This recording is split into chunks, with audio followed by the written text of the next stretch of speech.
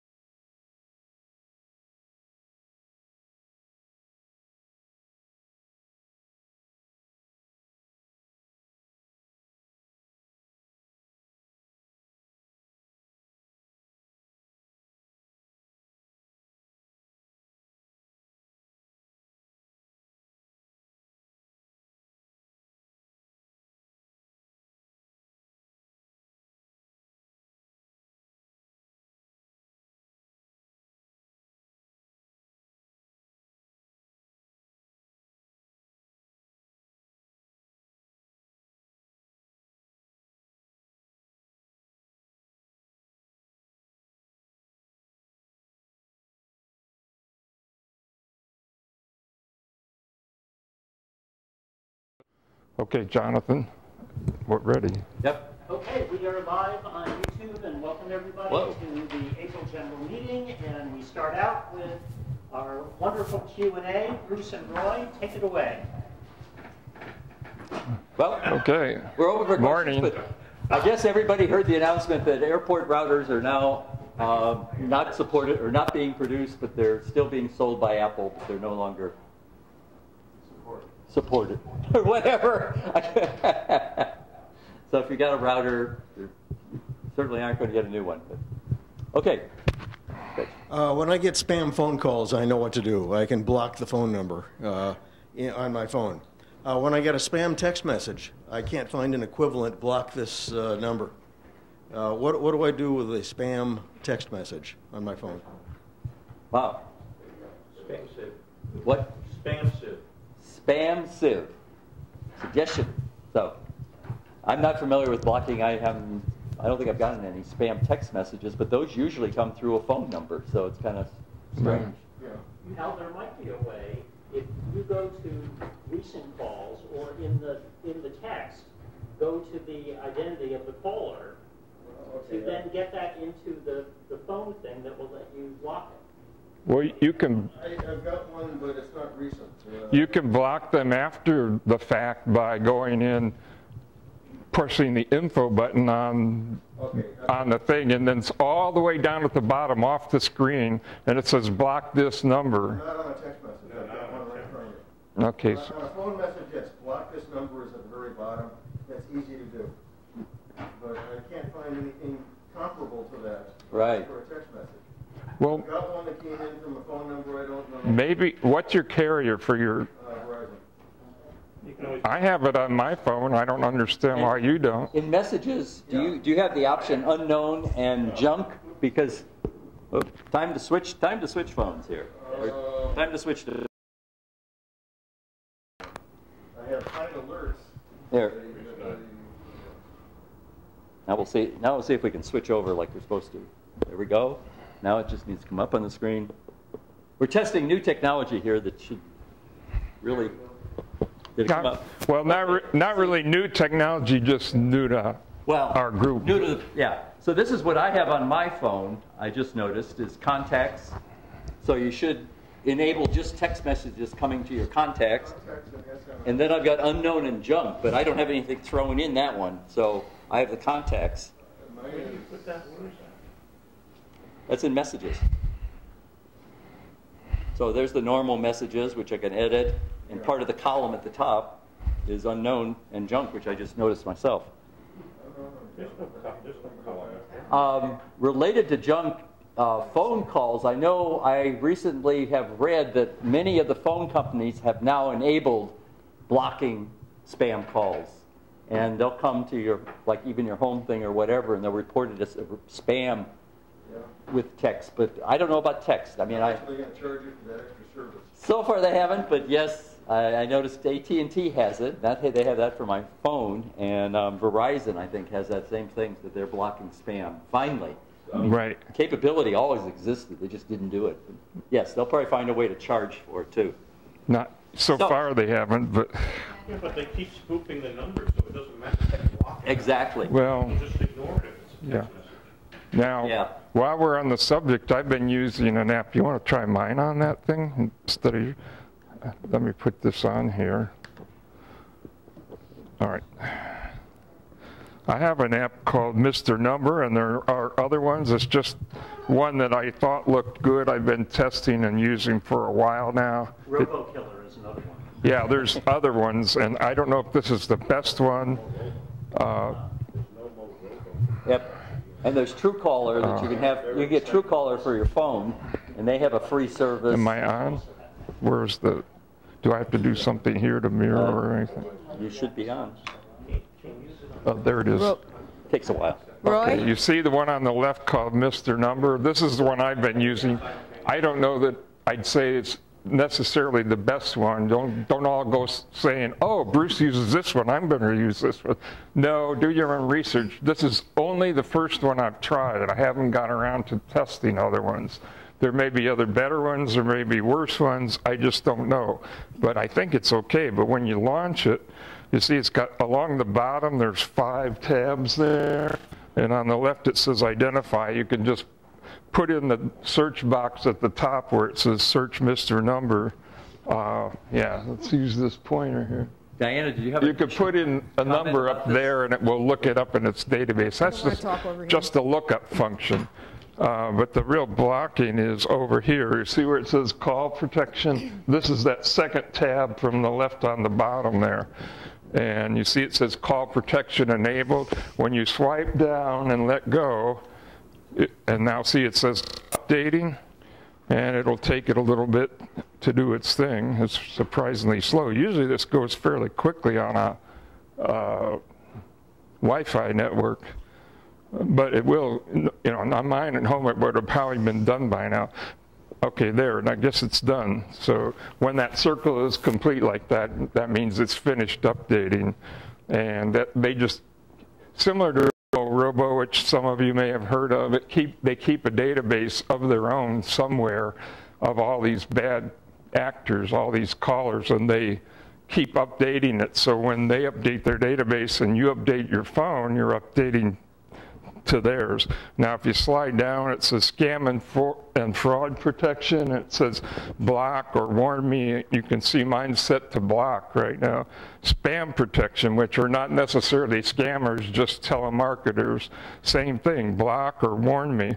And then neighbor scam protection, that's the one where the area code and the prefix are the same as your number, whether it's your cell or your home or whatever, and then the last four are different. They spoof that, but these guys are onto that, and they're more or less trying to keep up with blocking that stuff, supposedly. Now, there's also a thing here that says enable access to your contacts. I don't do that because I'm a privacy bug, you know, I'm worried about stuff like that.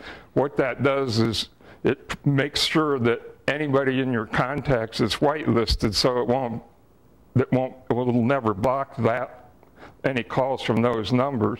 So you can leave that on or off depending on your individual feeling.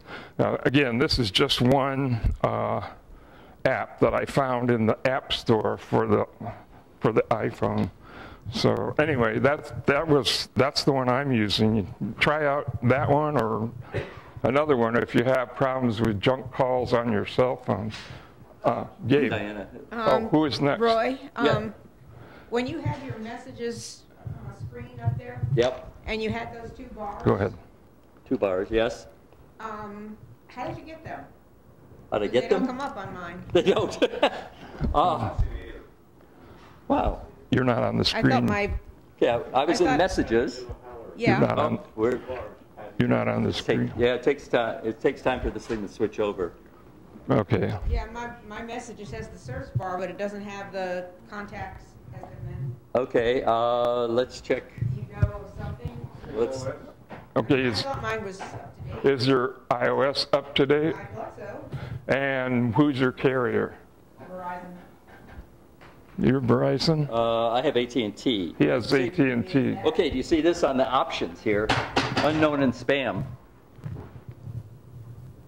That's an option. That's probably something new in settings. Okay, let me look here. And that's where I have Nomo Robo. Nomo Robo charges for phones. Truecaller has 2 options. That you have a free version that doesn't charge for the phone, except you manually have to go check the app to update again all the phony calls. And unfortunately, those change all the time. But I should have mentioned when I was talking about that Mr. Number app, the version I use is free all the time. There is a paid upgrade you can get that has some additional features, and if you are interested, you can check that out for yourself. But, Just to add a note that Nomo Robo is free for landlines. yeah, it's free for landlines. I use that at home all the time. It's great. Nomo Robo. okay, I don't know if we answered Diana's Well, No question exactly. M-O, I Ro, R-O-B-O. just realized that I don't have the login information for Mason Secure on this phone. Apparently, I haven't really used it here before. I usually bring my iPad or my laptop, and they're already, connecting to Mason when I start. But I don't have the information. Nomo Robo, you have to use, your provider has to that have may make a difference. simultaneous ring. Oh, okay. Right. Comment was that the Nomo Robo, yes, your carrier has to provide On A ring through. On a VoIP, a ring through, because what it does, and we have Verizon at home, but Cox doesn't. Cox doesn't. On Nomo Robo, what happens is when the phone first rings, it cycles through Nomo Robo. They detect whether it's spam. If they know it's on their list, they will cut the call off so it doesn't ring anymore. Well, actually, I'm not done. doesn't it go to both places at the same time? It rings at home. It rings both them and you when a number comes in on your home phone. And then? Yeah, and then it usually cuts off after that 1. There are some tricky telemarketers that have got this down, and they keep changing the number, and when NomoRobo gets that, they send them to something where they have to, the caller has to type in a number. They say, oh, you've reached this number, please type in number 1. And so the caller has to put 1. When they do that, NomoRobo still knows it's a bad call, and then they route them to a bad number. So it's just a game. The game just keeps escalating. Like, cable coming in, wire? I mean, or is this only if you have? This is standard Verizon. FiOS is coming through fiber optic. So it's a home phone line, not a cellular. I have copper coming Yeah, Yeah. but as I said, So- the phone services are now providing spam Right. You have to blockage have too. I would guess so, because they're monitoring the number coming through to you. To get NomoRobo on your home phone, you have to have one of the types of calling services or phone services that allows you to do this, ring 2 places at the same time. And even then, they might not all support it. It depends on who your home phone carrier is. How do you install this NomoRobo? How do you install it? I don't. Can I just suggest, this is a really useful discussion. Yeah. And folks, we're going to actually put together some content to send out about it. Okay, Yeah, so be let's. good, because it's easy to install. You call your phone company and you say you want to use Okay. it, or you go. Gabe has been patiently waiting here. A new question. I've had Truecaller installed for a while, and I'm still getting very occasional, but still annoying junk calls on my phone. The question is, can you have multiple protections of these? Like, can I install Mr. Number and still have Truecaller? You know, obviously the advice on antivirus is you don't want more than one because they argue with each other. If you saw the options on my phone Yeah. settings, you choose one or the other, NomoRobo or Truecaller. Yeah, the So answer only is one would be yes. enabled at a time. I might switch to one of the others because Right. Truecaller doesn't seem to be working the way it's supposed Well, to. Yeah. remember, Truecaller, you have to update the update file, and they're changing the numbers as fast Now, as you I can. know that Apple, as far as the App Store and apps they permit on iOS devices, they don't care. They will allow you to install more than one. Now, whether those 2 can work at the same time is another question. Well, I think what Roy just said is you have to enable one at a time. Right, Yeah. that's what he said, and I don't know. I mean, Yeah. I will go by what he Like said. Jonathan but said, we'll cover this more in depth. Does Yeah. somebody, can we move on to another question? Pass the mic.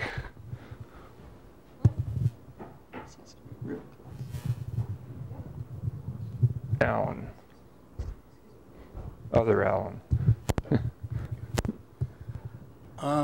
Question is, I have Gmail as my primary email, and I've never found their folder system to be useful, so all of my stuff is in the inbox. And if I try to go and use the iOS client on my iPad, in some cases I'm scrolling up on the list, but what I can't do is I haven't been able to figure out how to get the search box to appear without having the thing essentially at the earliest or the latest message that's in the inbox. So is there a way to get the search bar to appear so that I can do a search on my list? Okay, so What is this on your pad or your phone or This is on my iPad. your iPad? okay, so you have the Gmail client app. Well, no, I have No. that too, but I'm talking primarily about the one that's the iOS email client. The iOS Mail Right. app that comes with Right, the right. phone or the operating system.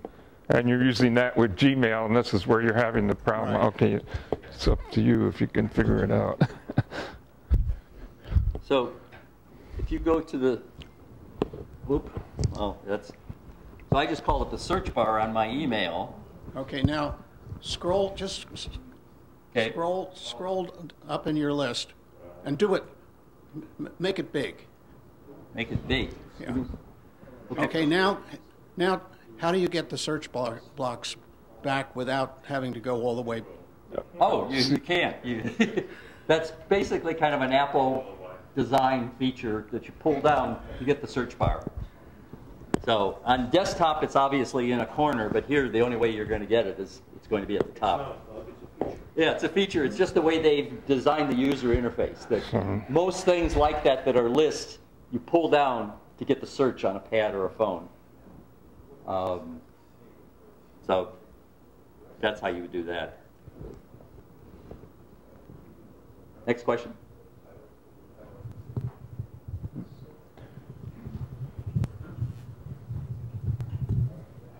I'll throw another one at you for guidance from you and the rest of the audience.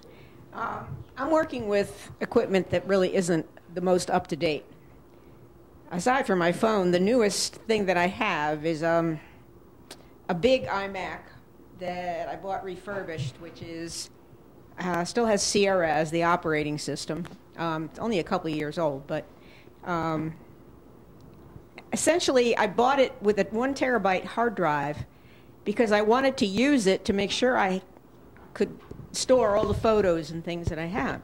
So I got a big hard drive. Okay. And then after, I guess around the same time I bought it, or just after, then Apple came out with this documents and folders, desktop documents and folders system, you know, where they're pushing the use of iDrive.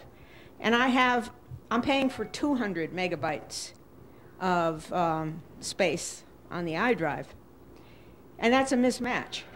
I can have more on my hard drive than I can have on iDrive.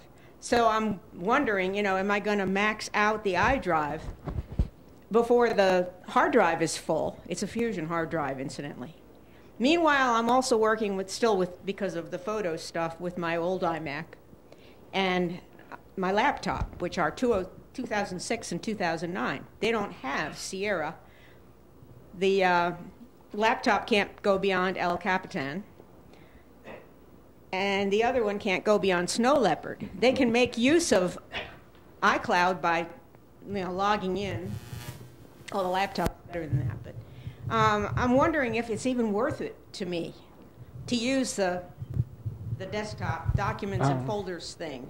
I have it turned on the it sounds on like the big iMac, but I can't make full use of it from the other computers anyway. With having a couple of other machines that are older, it sounds to me like it probably isn't worth it in your situation. I'm thinking that, and of course then I'll get that scary message if I turn it off about how you lose everything. But what you could do, Diana, is, do you have Dropbox? I do, but again, that's something you pay for. No. It's free. Up to a couple of gigabytes or something. Yeah, but it won't hold it 1 terabyte. No, it won't hold terabytes. Terabytes. See, I'm looking, you're well, you could really pay for extra, space. but yeah, you could pay Apple for more. Right. But the iDrive, I know when they enabled that feature on mine and I turned it on, you know, I didn't need to mirror all that stuff that was on my desktop, so I basically turned off that feature. It off? So I just use iDrive for, like Dropbox, for only special files it's that a I great. want to put there. It's a good. I don't mean to knock the iDrive. It's a good feature for those people whose situation I like it works as a backup kind of a thing. But you know, it sounds like your situation and doesn't work for, and for me it doesn't, because I like more control over where my files go, what they go, where they don't go, and all of that. Right. You know, even and if I find it very confusing to work even with. if I have to do some of that manually myself, I would rather have the control over I it. use it on a manual mode. And you really, if it has a photos folder and it's copying photos there, you really want to disable that option, because photos is going to be your biggest memory. What I do is I have Dropbox on all my devices. It's like 2 Macs and 2 mobile devices, 4 things. And my wife, who uses the same Mac on her Mac account, has Dropbox and 2 mobile devices. She doesn't use my laptop. So she has 3 things, and they all sync through the cloud with Dropbox, So you're using but only Dropbox when most of it is manual syncing, except that we turn on the, what's the feature called, the photos, something, camera roll or something? Yeah. Every time you take a picture, it uploads whatever's in the camera roll or whatever. And that's a good thing, because it helps. It's not intended as a backup, but if something went wrong with your phone or wherever the picture was taken, at least you'd have a copy somewhere in the cloud you could always use, you know. But it sets that up for every device if you turn it on. I think it's on by default too, so If not, you can check and turn that on. But again, you're going to be limited by the amount of storage unless you're willing to pay more. But frankly, I would look at the storage and just when your iDrive renews, don't renew it or cut it back. I'm perfectly happy to have the cut it back to cut it back to whatever they give you for free or whatever, or turn it off and don't renew it. It's only like $3 a month. Yeah, and then start paying for extra space on Dropbox if you don't unless you already have enough. If you have enough, you might find the free amount is good enough. And again, a secondary storage for photos is, again, Amazon and Google. You can store your photos there. Oh, by the way, if you refer a person to Dropbox, if you, Diana, for example, had a friend, you send a link to them and they sign up for Dropbox using the link you emailed them, you'll get extra storage, free storage added to your Dropbox account. No extra charge and no extra work. Yep. So, okay, next.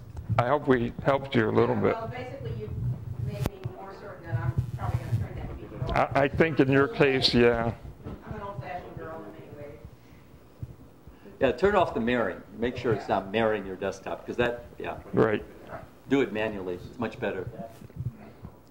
Yeah, some things can be too Do we have any other questions?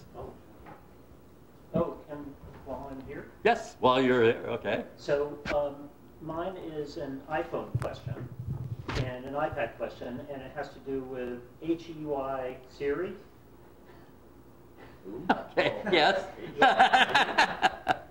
Does everybody have their iPhones out? I mean, hey Siri. Oh. Well, so what happened to me the other day is that I had my iPhone on my belt, and I was using the new iPad, and I had enabled Hey Siri on the new iPad. So invoking it, it started to do something, but the phone chirped up. So the problem was that the only way to get the iPad to do it was to turn off Hey Siri on my phone, and that created the additional problem that days later, when I used Hey Siri to launch apps a lot, it didn't work, and it took me a while to remember that I had turned it off. Right. So the question, I guess, is there a way to teach Siri to respond on a particular device? Should I say, you know, HEY Siri on the iPad, or? I don't know if there's a way That's my question. I don't think we have an answer. I have a comment about using Hey Siri, is that Apple has optimized that problem because it kind of analyzes your voice and how you say it. And sometimes if you say it and it doesn't quite think it's right or it's confused, it will do kind of oh, I got Hey Siri. So I'm not using the service. But it will kind of beep once and light up because it wants you to say it again to say, oh yeah, that is, you know, your voice. So it's trying to moderate that, but go ahead. So I'm just curious. I haven't used it as frequently as other people, but you know the biggest problems, one of the bigger problems on the Amazon devices is that there are actually people out there named Alexa. So they give you the option to change the name of the device. I was wondering if Apple has a feature that you can change the name of the device. So you could have one device with one name and one device with another name. He's asking if you change the name in Alexa. Alexandra instead of Siri. Apple doesn't have that feature yet. I think they think it's kind let's of go back to Jonathan's. Okay, go ahead on Jonathan's. Well, the question was commented that on Alexa, you can change the name and identification. I thought that Apple should do that too, but Apple hasn't enabled that, and I think they think it's like kind of a product identification. That anytime you say that, they know it's an Apple. As far as I know, you can't do it on iOS, but you can do it in the Mac OS. If your Mac is running a recent version of the Mac OS, it will have Siri. And that Siri, you can change what you say to wake it up. You can make it anything you want. You can make it Hey Siri or something else. So, but unfortunately, I don't think it's on the iOS yet, at least not yet. Certainly sounds like something they ought to add. I was going to answer a comment too. Again, if you wanted to activate it on your pad, was your pad not near that you could press the button to activate Siri rather than vocally activating it? I'm sure I could do that, Roy, and I just don't feel like I should have to. I think that's what you may have to do. Because, like you said, it recognizes it on both devices. I'm trying to check what the phone has for Siri here.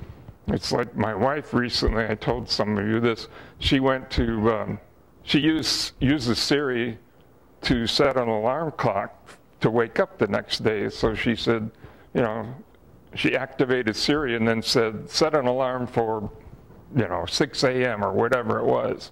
And then the thing responded and it did it. The next thing she did is she called the dog to come upstairs to go to bed, and she said, Molly. And the next thing she hears is, I can't find Molly in your contacts. She didn't realize Siri was still active, of course. But, so, anyway.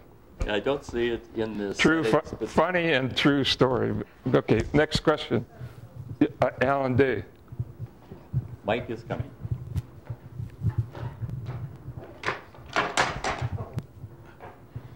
What does airport mode control? I mean, I've had my iPad or my iPhone in airport mode on an airplane. I can still receive phone calls and sometimes activate the internet. Airplane mode, you mean? Yeah. My understanding was when you turn on airplane mode, it turns off all the transmitters. That's apparently not the case. Yeah, I know. It should be. That's why I thought it was. I've got airplane mode on right now, and I can get to the internet. I don't know why that should be. It was always my understanding that it was supposed to turn off all transmitters so as not to interfere with any. If I turn it on. Thing on the plane, but. So. Turns off Wi-Fi, turns off Bluetooth. Roy? Yes. One thing that I've learned, and Alan, this is just something that you might want to check. It's not necessarily completely responsive, and that is, if you actually go into airplane mode and then turn on Wi-Fi, for example, you will have a Wi-Fi connection, but nothing else. And so one thing to check is, be sure that once you're in airplane mode, you haven't turned on anything. And that's my experience, that what is cool about it is you can selectively enable different kinds of connectivity once you've turned it on. But then you have to be careful about that because that will persist until you change it.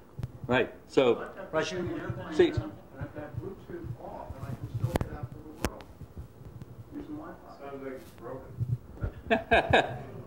Yeah, because if I do that, Bluetooth is still on, and it changes cellular to airport mode. This time, the phone did keep Wi-Fi on. But, you know, some of it also has, Some of it also has to do with how you turned it off. Because what I read is that if you turn these off in control panel, in the control center, the devices will actually still retain some level of background connectivity. So again, one thing just to check is if you actually go into settings for Bluetooth and turn it off, see if you then notice it, Alan. Another thing is that the airplane mode is primarily for cellular connections. Right. Because if you go on an airplane, you can still work enabled with the Wi-Fi. Correct. Because you can pay for Wi-Fi access on some airlines. Some part of it can be free. Bluetooth has nothing to do with the cellular. And it's near actually, field. I should point out that the real problem from the FCC standpoint is not so much interfering with the onboard communications and navigation of the plane. It's with you being up in the air with a cellular device and hitting multiple cellular towers all at the same time. They don't want that. That's bad for the cellular system, apparently. Putting it in airplane mode is supposed to prevent that sort of thing from happening. And it's bad for your phone, too, because drains it, yeah. It's constantly changing that and constantly using that. It drains use the up the battery. Right. Well, I did notice pretty much confirmation of what you've said. On my pad, when I put it in airplane mode, Wi-Fi gets turned off, and so does Bluetooth. On the phone, that doesn't happen. Same type of thing. Maybe it's something they have changed on the phone. Well, here's something else to think about, too, before we move on. you're talking about putting it in airplane mode while the iPad or phone is awake and you're using it. When you put it to sleep and it's in airplane mode, that's a different situation. I would imagine when it's asleep, that might turn off all the transmitters, or at least, you know. You wouldn't know. It's like opening your refrigerator. Right. You wouldn't know it. You wouldn't know it, but yeah. I would hope that they would do that, but I don't know. I'm not Apple. So. Yeah. Next. One of the things you hope to do is if you put it in airplane mode, it might extend your battery life. Yes. Yes, it would, because it's not constantly working and pinging towers. Because as you're flying, it's just constantly setting your phone, your cellular phone, to those towers. But I think one reason they originally were disabling and created airplane mode is they were concerned that terrorists were communicating with people on the ground. So there's a rule of thumb in radio transmission and reception, and ham radio operators all know this, and the rule of thumb is for antennas, generally speaking, the higher the better. The higher the antenna is off the ground, the better, but that's not hard and fast, it's a rule of thumb. So when you're on the ground with your cell phone, driving around or walking around, that's one thing, but when you get up in the air at X thousand feet, you're seeing a whole, you know, that little cell phone antenna can potentially cover a much greater area. So anyway, enough of that. Yes, go ahead. I haven't been able to get the location services tied to the reminders to work properly. Is there a catch? For instance, when I get home, Siri, when I get home, remind me to walk the dog. It knows home as being my home address. Right. So it pulls up the map, shows a radius, but it doesn't remind me. The alarm doesn't go off using reminders. So the reminder. I have to agree. I've kind of noticed that same problem, and I've often questioned whether it's just because I don't have, you know, my volume on and vibration on or things like that. But I've sometimes had it work if I'm trying to detect whether somebody has left or arrived at home. But I've tried setting reminders like that. I'm not sure I've ever gotten one myself. So, has anybody, Jonathan? Who has the microphone? No, I was just wondering. You know, is it possible that some system, you know, the latest system upgrade turned off the default notification for reminders? Maybe. I don't know about the newest. Well, I've never. I'm sure it's technically possible. That's a certainty. What's unknown is how likely it is that that happened either by design from Apple or accidentally as a bug. But I don't know. Yeah. Has anybody used that feature and successfully used that feature of telling, you know, send me a reminder or let me know when I get home or let me know when I leave? I haven't used that. Not that I've used it specifically, but I'm pretty sure that location services are enabled, disabled specifically by app. If you look at location services, that has to be enabled. You have to give the app permission to use it. Correct. And so that might be an obstacle to different apps not responding because they're not allowed to look at where you are. I've enabled that. That is a good point, that you have to not only turn on location services, but go find the specific app in that list and make sure it's turned on either all the time or when using the app, but not off. Yeah, I mean, same thing for the camera, same thing for other facilities. The apps are enabled and disabled one at a time for those. And sometimes you can box yourself into a corner where you're asking for something to happen, but you're not giving it permission. Yeah. That's true, yes. Excellent. I'm trying to see if I can find that. Thank you, Gabe. Next question.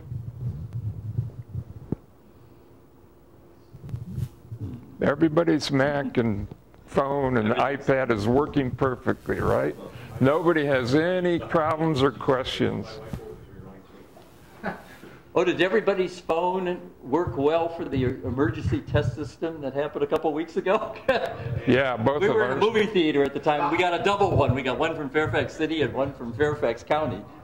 But didn't matter where you were because everybody's supposed to be working. You know? A while back, we got one in the middle of the night, like 4 a.m. or something. Yeah, I got my first emergency alert when they first enabled that feature. I got one at like 3 a.m. in the morning when it was first enabled, because one of the options they have is Angel Alert, or is that what it's called? No, Amber. Amber Alert. Amber Alert. So 3 o'clock in the morning, I got this Amber Alert. I said, no, I don't want to get these coming on. Then I discovered that was an option you could turn off Obviously, you don't want to turn off emergency ones. Does it override your mute button? It overrides, I think, everything. I think it does. It's supposed to. I mean, and the ones we've gotten recently, Fairfax County, during the 2 rains, well, during the first rain, they issued a flood warning. And so we got like a 3 a.m., 4 a.m. emergency alert on our phones, because we had them in our bedroom. Both my wife and I, things going off, but it was because of the flood alert. And, you want to know if your house is going to get flooded away. So, yeah, that's what we got too, flood alert in the middle of the night. Yeah. Yes, gentleman in the back. Yeah, I got those due to a prescription med mess up. I was in Fairfax Hospital for a couple of days during that and got blown out of bed by how loud that was. Yes. So, yeah. It's pretty loud, isn't it? I did mention this at the last meeting up in Maryland, but it's worth knowing that Best Buy, in virtually all their stores, has an Apple-trained rep who has hours for their store within a store. And the one that is in Fair City Mall, which is literally walking distance from me, the rep is there from like 2 to 8 on Friday, 11 to 8 on Saturday, 11 to 8 on Sunday. Apple trained, incredibly knowledgeable, and when they're not there, they've taken a Best Buy employee and made them Apple masters so that they can fill in much better than they could previously when they throw up their hands and say, I don't know anything about Apple products. The advantage to them to trying this is, I love Apple stores, but they are chaotic and they're loud and there's little kids running around. I walk into the store, it's like you can get private tutoring lessons almost, because they're bored. Because it's not nearly as heavily trafficked. Same prices as Apple. They can get anything you want as Apple. So I would just make a suggestion to check with your Best Buy that's near you and give it a shot, because a lot of these thorny questions you walk in, you need somebody to walk you through something, and it's worked out very well for me. Public service announcement. Thank you. Yeah. Oh, sorry. Last question. Anybody? Yeah, I have one more. What time is My phone won't change the orientation all of a sudden. I noticed that recently. Did you swipe up to see whether you have it turned on? Not to do it? It might have accidentally put it on. Not that there's a thing called orientation lock, and that needs to be turned off in order for it to change. Where is when that? you swipe up. Swipe up from the bottom to get that control panel screen, and then look around there. You might have to swipe left or right, or look around. Find it here. There we go. Now it's switching. Okay, we're waiting for switching over to the other device on the screen. Wow. Up there. Okay, there we go. So you see the little lock next to the moon? Yeah, I see it. Is yours on or off? Right there. Well, I tapped it to whatever it was. Or, I'm sorry, right there with the lock and the arrow, the circular arrow. Yeah, I see it, but. Right. Yeah, so if you're not sure whether it's which way is on and which way is off, try it the other, change it and see if it fixes it. I have seen that too, and sometimes you just have to reset your I have device. too, and I think it might be because an app has forced it to be one orientation. I don't know. I think there's a sort of a bug too where it happens sometimes on its own. Yeah. It appears to be unlocked. Okay. But try resetting your, shutting off your device and turning it on again to reset some software item that may have done it. Power it all the way down by holding the sleep button down. Okay. Hey, thank you everyone, and a big hand for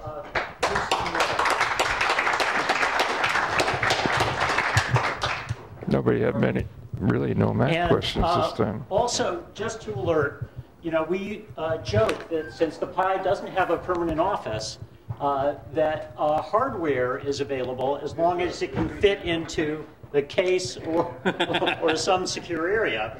So this is actually a switch to allow easier transfer of HDMI to the screen among different devices. So this is what we'll be using for the Q&A in the future. We just bought this. This is our first meeting or first event actually using it. Okay. Thanks, everybody. And thanks to Dale, wherever you are, for buying the stuff and cabling everything up at his home and testing it all out and then reconnecting it here. As a learning assignment, everybody should try to do a reminder. Remind me when I get home to something. Yeah, I've not used that feature, so I can't answer whether. I'm going to try that again. It's a nice feature if it works. It is nice, but okay, here we go. Going this way. Thanks.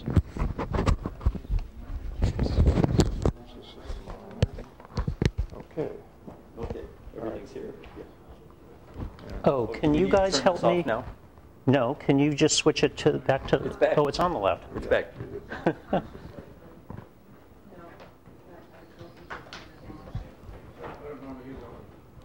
So, folks, let's start out. Is anybody new to our general meetings? Anybody? Oh, well, welcome. Yes.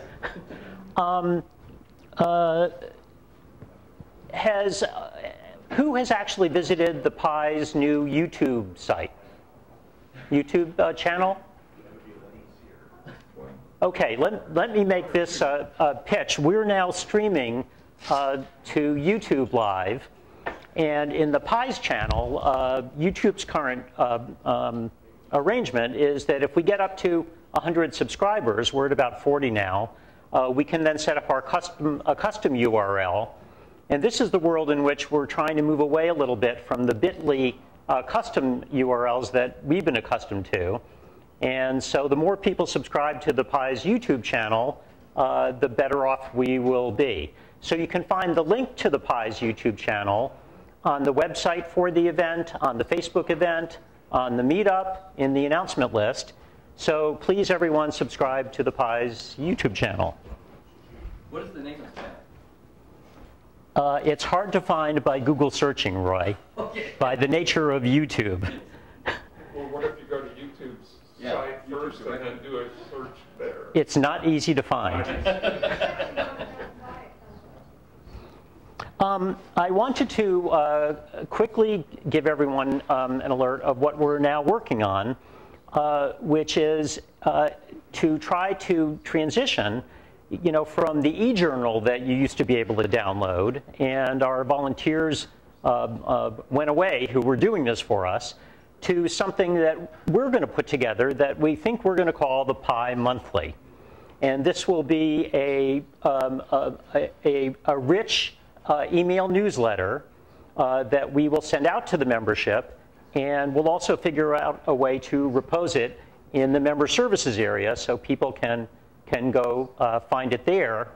And it looks like we already have in mind that one of the tips and tricks in this new newsletter will be about Nomorobo and spam calling on VoIP systems, but not Comcast.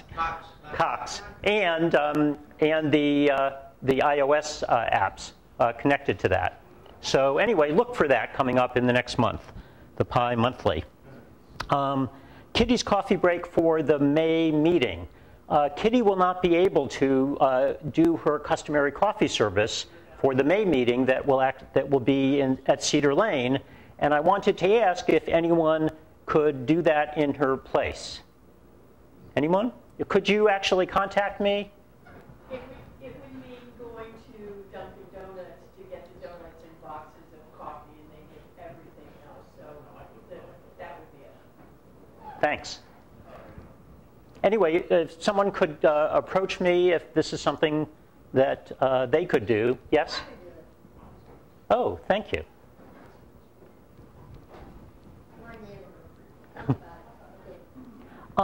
At this point, I would like to ask Diana to come up to talk briefly about the PI election coming up.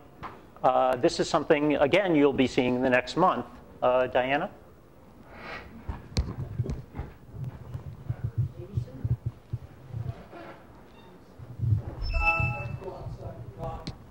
Okay, as annually, we have to elect a certain number of members to the board. Longtime members know that we technically are supposed to have 15, seats on the board. We just recently did a bylaws change, however, so that we can have anywhere from 9 to 15.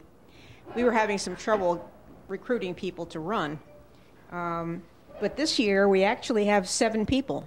We have the 5 people who would normally be up on the rotation that happens every 3 years, and they're all willing to run again. But we also had 2 empty seats.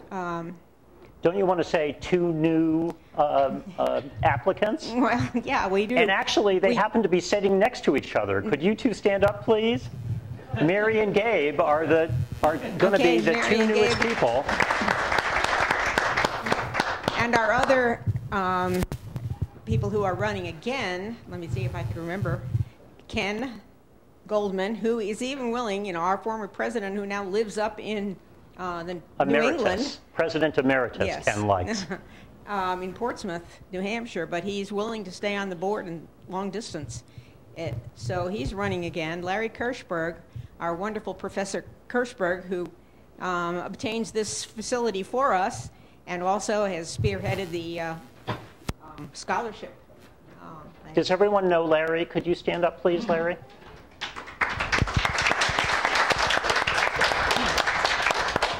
And Jay Castillo, former president, who is not here today, but another valuable member of the board, is willing to do it again. And let me think. Richard. Oh, yes. Yes, Richard Orland. Go ahead, stand up.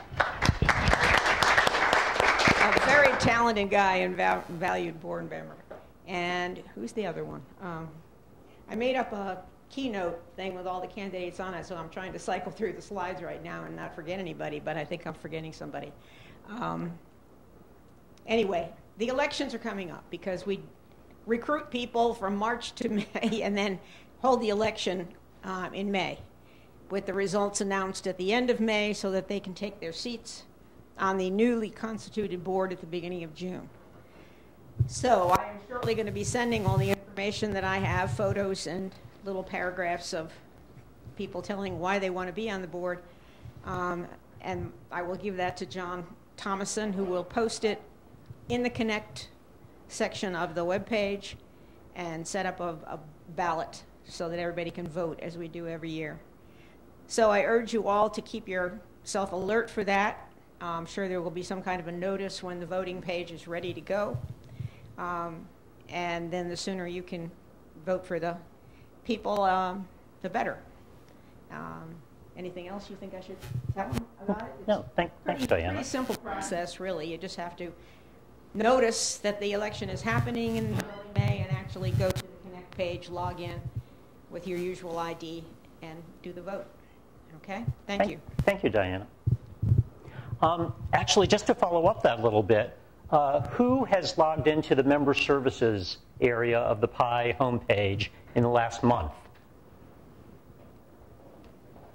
Mixed. If you have your PI credentials, username and password, on the homepage, watt.org, well, let's not take the time to do it now, but this is, go to the member services at the top.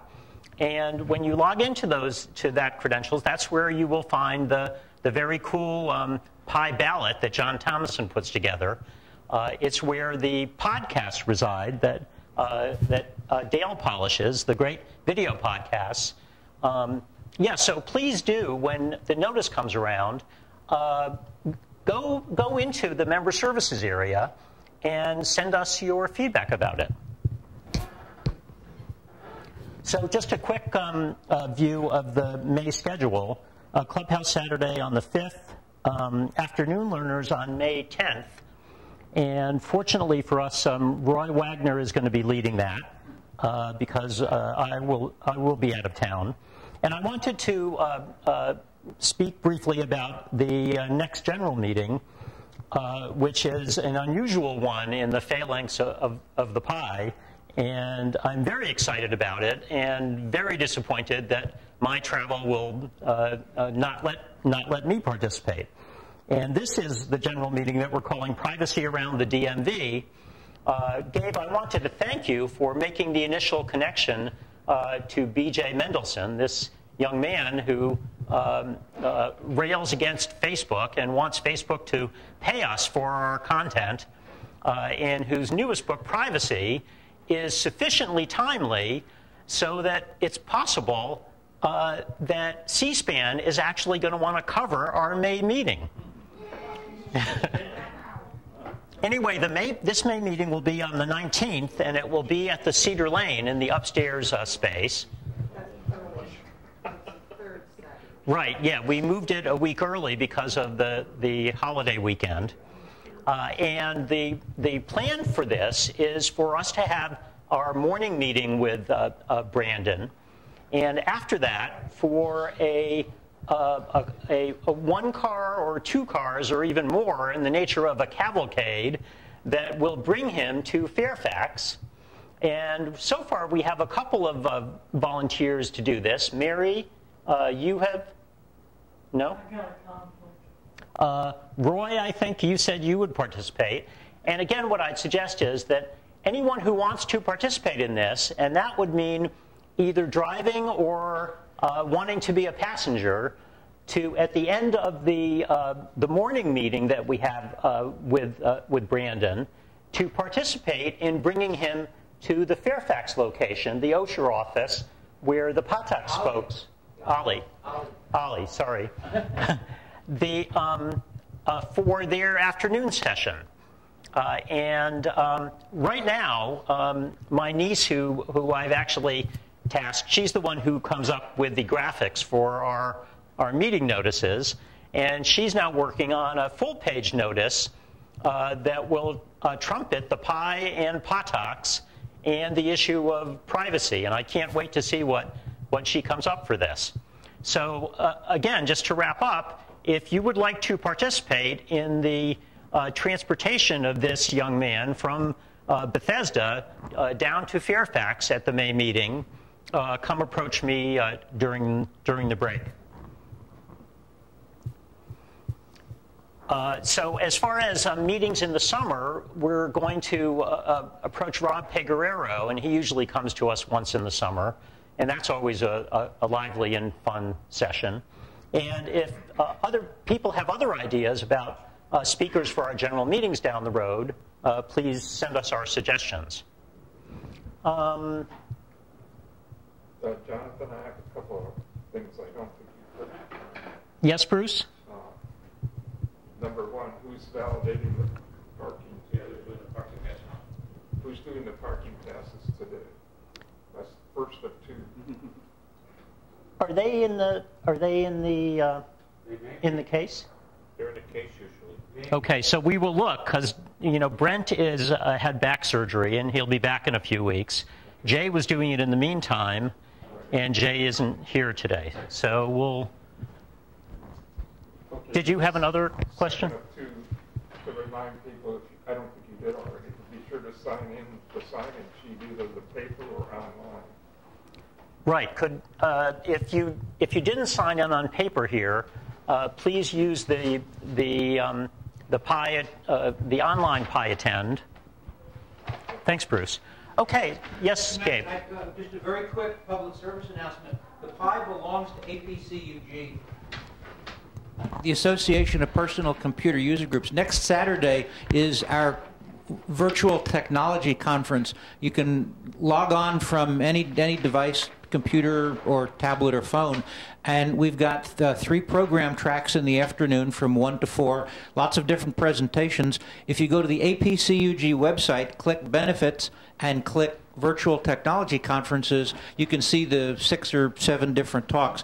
I'm looking at the agenda. One is Create a Smart Home with Home Automation and Voice Assistants, Teaching Technology Topics to Seniors, What's New with Ubuntu, if people want to learn about Linux, Write and Publish Your Book on Amazon Kindle, lots of other presentations. So apcug.org, click Benefits and click Virtual Technology Conferences, free, open to anybody in a group that belongs to APCUG, which the Pi does. Yeah, we actually did a notice on the Pi homepage, so find it there. Yeah, thank you, Gabe. All right, thanks, everyone, and we'll be... Can you, Richard? All right. Thanks so much. Yeah, so we'll be back at about...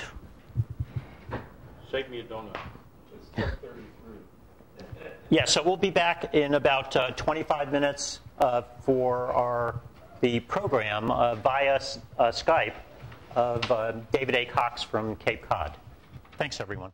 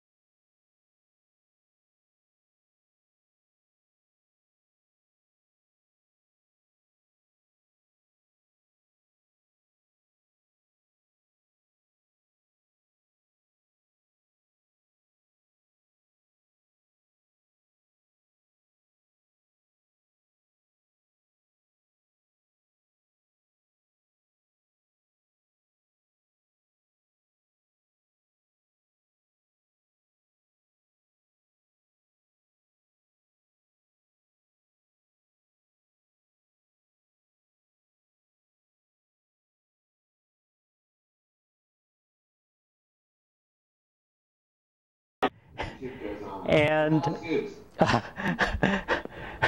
anyway, so we're delighted to have David A. Cox here from Cape Cod, the wonders of technology. Let's hope it works. And David, welcome. Hello, everyone. Thank you for having me. So I've done these presentations a lot for various Mac user groups over the years, and the style that I've kind of really settled on is I like to really keep it very casual. I like to focus on the types of topics that people who are here in the audience really like to focus on. So obviously before this, I received a few different topic suggestions from Jonathan to kind of focus on. But after that, really anyone who has questions, I can see most of the audience. I can't see everyone who's maybe on the sides. But if you just raise your hand, I'll be able to call and see what your question is and do my best to answer it for all of you. So the topic that Jonathan kind of had asked me to really focus on today more than anything was security in general. And there's a couple of little bits that I'd like to talk about. I know one of the big ones that a lot of people had questions about was in regards to VPNs. And how many people in the audience know what a VPN is? Okay, so basically, all right. So the thing about VPNs, this is one of the only examples where I have ever really had to change my mind on this topic after learning more information and was available to me when I published a video on it. About a year ago, I shot a video all about VPNs and what people kind of needed to know. And the thing that I've learned about VPNs is that, when you post a video about a VPN, all the other VPN companies attack you. I have found VPN companies to be one of the most ruthless, viper-like companies out there. It is estimated that over 80% of them are selling the information about people who are using their services. So for those of you out there who have concerns about privacy, Dante, is there any way to improve the sound? That's what I'm trying to work on. The reality is that we live in a world where privacy just doesn't really exist anymore. It's just a question of how much risk are you going to be putting yourself in by doing something. Know that we're working on the companies that are out there, even the ones that look legit. The fact of the matter is that when you use a VPN, they know your IP address.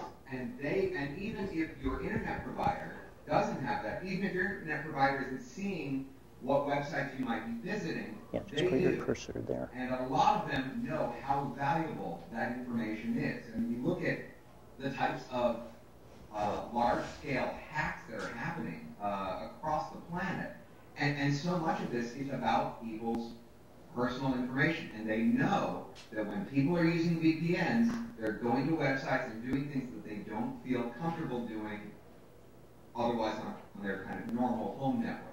So I know one of the major questions was about what VPN do I recommend. There used to be one that I did recommend, and at this point, I can't recommend a single one to you. Looks like that's, you didn't send that. But now, take it out and respond to Lawrence. Blogs that have been set up to talk about, the just best use the delete VPNs out there. The reality is that so many of those websites have been created just for that one article. And what they're trying to do is they're trying to make money off of signing people up by directing them to a particular VPN. So, I mean, those websites are run by many times the VPN company themselves. It's just kind of hidden. So, I know that was a question, and I'm sorry if it's not exactly the most happy response, but it's unfortunately just kind of the reality that we do unfortunately live in right now. The bigger part, though, about security, to try to give it like a little bit more of a positive spin, is I want to talk about the number one thing that I think that so many people out there need to be aware of in regards to their own digital online security. If you listen to nothing more, no advice of what I say, except for this one thing, I would ask you to just consider this.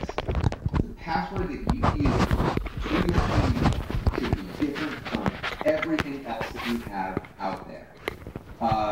If you watch the news, of course, it's like every single day almost, we hear about these major companies that are getting hacked left and right. And they're going after people's user data.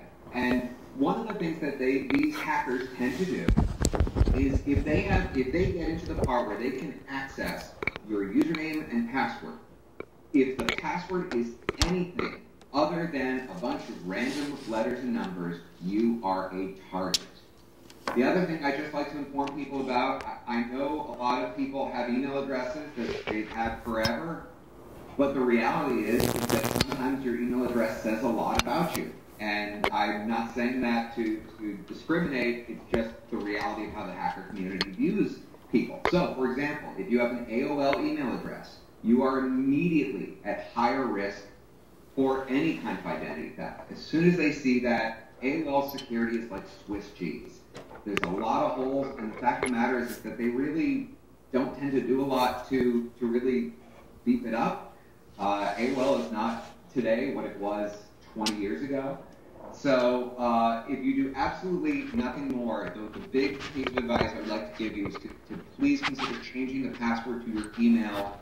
Again, make sure it's different from everything else that's out there. Now, there is a tool that can help you with this. I admit, totally, it is not perfect. I think that it has some flaws in terms of how user-friendly it can be. But there's an app that I do strongly recommend. I don't have any kind of an affiliate relationship with them. That app is called 1Password. If you don't have it, I do have a whole class on it. 1Password! Woohoo! David, we actually, may I interrupt for a moment? Sorry, go ahead. May I interrupt for a moment? This is actually good that you brought up, because it's been, 2 or 3 years, we actually had back-to-back presentations with a LastPass rep and a 1Password rep. And what I've always said is, I'm less concerned about which password manager people use than using one of them. Yeah, I mean, this is the thing. As long as you're doing something, you know, I do think that 1Password tends to be slightly more secure than LastPass or Dashlane or any of the other ones. I believe Dashlane actually, if my memory serves me correctly, I believe Dashlane was actually hacked a couple of years ago, which doesn't say great things about them. But I would tend to recommend just do something other than the name of your dog and the number 1, which is what way too many of my clients I've seen do. All right, so let's see here. So I have basically what I keep on my computer is I have found over the course of working with different Mac user groups, one of the things people tend to like are these little kind of appetizer-sized bits of information that are just highly digestible, kind of little tricks that a lot of people out there seem to enjoy. So what I'd like to do is just kind of share a bunch of these little tricks with you. For those of you who, I can see quite a few of you have like either iPads or phones or even pads of paper. A lot of these are just like simple little things that you can jot down if you want to check out. So I like to go over these in kind of no particular order, but these are just all different things that I think you folks might really, really enjoy. I'm sure because you are Mac user group and in talking about security, how many people here have Malwarebytes? I'm glad to see that. Okay. So just to briefly cover it, Malwarebytes is the only piece of software that I tend to recommend to 99% of folks, unless you're in a status that would require a little bit more security. But Malwarebytes is basically, they have a free version, they have a paid version. My attitude is just get the free version no matter what. As far as the paid version, I do think these days it might be a good idea. I'm actually friends with the guy who invented the software. It used to be formerly known as AdwareMedic, and then he sold the software over to Malwarebytes, which had already created a piece of software for Windows. But basically, recently we chatted, and I asked him, what is the difference between free and the paid version? The difference is the free version wipes out whatever adware you may have on your computer. The paid version just simply prevents you from getting it in the first place. And you know, when we live in a world where data can be transmitted pretty much instantly, even though adware traditionally hasn't had access to a lot of the most important types of information that we want to keep secure, I do think it's probably these days a good idea to err on the side of caution. So if you're on the free version, I think at this point it might be something worth to consider getting, going with the paid version. So that's that. Let's see here. I want to go over, let's see a few other ones here. Another thing I tend to bring up a lot in my classes. I love to do safety videos, just little safety tricks that could potentially save someone's life. I've received some amazing fan mail over the years, and the safety stuff tends to get the biggest response. So how many people know what to do if your iPhone is over somewhere, you have a medical emergency, and you need to call 911? I usually say emergency services because sometimes YouTube people are not from the US. How many people know how to do that without touching their phone? Okay. This is a good one to go over. So, you have a rapt audience. Okay. Let's say you're having a heart attack. The words that you have to remember verbatim, and especially the last two words. It's H-E-Y Siri. I'm saying that so I don't set off people's devices in the room or at home. So H-E-Y Siri, call 911 on speaker. If you don't say on speaker, there is no way to switch the call vocally. Because once you start a call, Siri turns off. So that's a really important trick. I encourage you to tell your friends about that one. And just know, if you have that kind of a problem, that's something you should consider, saying and tell your friends about that one. Another one I like to just talk about, and this one definitely personally affects me right now, as I told the audience before we started recording. If you do have any kind of medical issues that put you at any kind of risk, I think an Apple Watch is a really good idea these days. Forget about the text messages, forget about Siri. It's a great safety device because of the fact that you have an emergency SOS feature built into the Apple Watch, where basically if you hold the big button, one of the options that pops up is emergency SOS. On that topic, how many people here have set up emergency SOS contacts on their phone? Wow, this is a good one. So so we're going to go over kind of two things here real quick. I think this is a really good one to dive into. So you've all, I'm sure, heard on the news about this whole issue that is plaguing 911, right? Where if you call them and you say, I need help, and if you don't know where you are, they don't know where you are. Like, they know where you are, but it's like a 15-mile radius or whatever it is, which is just crazy, or a 3-mile radius.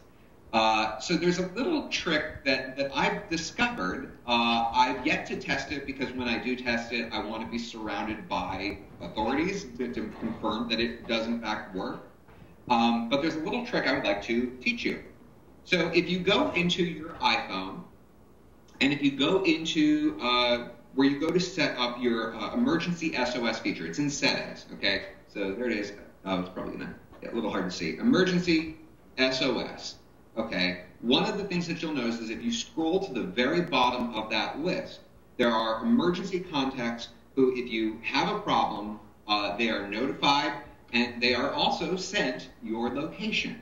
Okay, so one of the suggestions I have for you is I'm just going to give you a scenario. Let's say you're in a car crash. Okay, now, of course, in this scenario, you would need to have access to your phone so you could see it, but you don't know where you are, right? And you need to call 911. If you create a second contact for yourself in your phone, you cannot add yourself as an emergency contact. But if you create a duplicate contact with just your phone number, you can. So then what would happen is when you call 911, it's going to automatically send a text message to any of your emergency contacts, letting them know that you've called 911 and with your location. So the idea here is that you can be listed on that. So if you have no idea where you are, even though 911 doesn't know where you are, your iPhone does. So is it a perfect workaround? Absolutely not. They, of course, still need to do work on updating their systems. But the idea here is if you have not already taken the time to fill in your emergency contacts, in addition to the people who should be on that list, whether it's your kids or a doctor or trusted whoever, I would recommend adding yourself. But again, you cannot add your real contact. You have to create a duplicate. So I think what I did for me was I did David Emergency. So it's just kind of a contact that floats in my phone, and you can add it. So that's that little trick. Let's see here. Let me go over a couple of other ones. Let me throw out to the audience. Does anyone have a question they want to throw out there? I know some people came with questions. If not yet, then I can move on to the next topic. So we should forget about virtual private networks. They don't work. Is that what you're telling me? Did you hear that? Like I said, as of the most recent information that I've seen, 80%, over 80% of them are secretly selling data. So if it's that high, I question, is it really 80% of them, or is it just that 20% of them haven't been caught yet? That information is really important to them. And it's just, here's the thing. Even if you look at some of the big companies, okay, when you hear, sometimes what will happen is they'll get served, paperwork because, the authorities are investigating someone, and magically the company that doesn't keep logs suddenly has all of the information. So even though your ISP doesn't have them, those VPNs do. So it just, at this point, the thing with the VPN is that it can be good for certain uses. I know, for example, there's a lot of people outside of the United States who want to access like Netflix or something like that. And for that, yeah, it can absolutely help you. The idea here is that if you're using it in order to do things, whatever it is, understand that they are probably selling your information. Have you heard anything about perfect privacy? That's one of the... I've not. It's your opinion. So. But, so the VPN company that I had recommended, I did a pretty thorough vetting on them.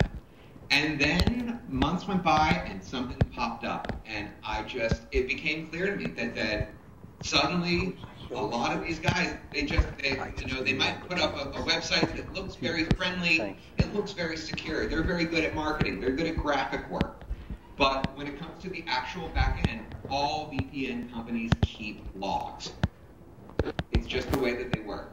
And I don't trust a single one of them at this point in time. David, could I ask actually a related question? And this is frankly just something that I've been wondering about, but I've never tucked into. And that is that it used to be that when you were in a coffee shop or a business that was providing Wi-Fi, the Wi-Fi would be free, and that's the one that you would worry the most about having a VPN. But these days, nearly every Wi-Fi in a circumstance like that bounces up a web browser screen that you have to sign into in somehow. Right. And the question that I have is that secure or not secure? Well, I'll tell you, it's hard for me to speak for every coffee shop in the world, obviously. But the reality, I've said this line many, many times before on camera, is that security is an emotion. We have feelings of security. Are we secure? Probably not. Someone who's got bad intent could definitely do something. My advice is don't use those free networks. Use your phone if you want. Tether off of your phone or something like that. VPNs are good for that in terms of if you're trying to hide like banking information. But really specifically here, if you are going to websites specifically because you don't want your ISP to know about them, I don't think it's going to really ultimately help you. It's going to slow you down because VPNs are always slower than your direct network. But like I said, it's really hard to know. It's impossible to know everything, of course, that's going on in the world. But you look at how many of these things are happening these days. It's very hard to keep your information secure. So my advice is, in regards to the free open networks, try to avoid using them if you can. Even I'm guilty of it occasionally. One thing you might want to consider doing, by the way, if you haven't already done so, this is a pretty good trick to do fairly regularly, maybe once or twice a year. For those of you who have a Mac, which I'm guessing is probably all of you, if you go into your Wi-Fi advanced settings, you can see a list of all of your previous Wi-Fi networks.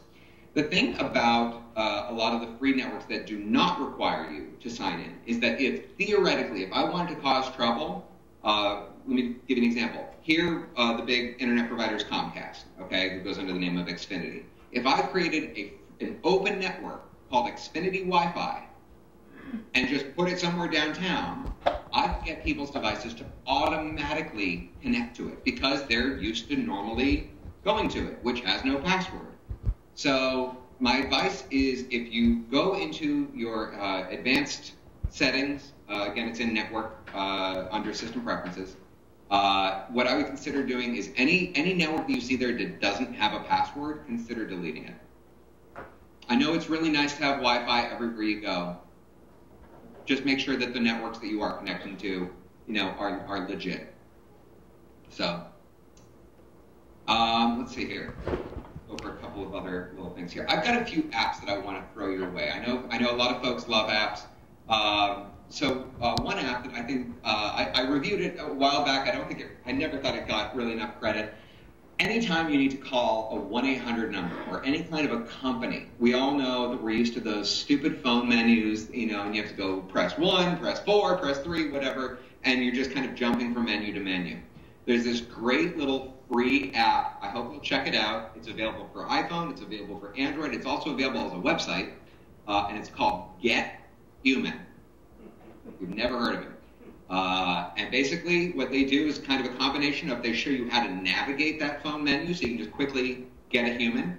Sometimes they have a direct number to get you straight to a customer service representative.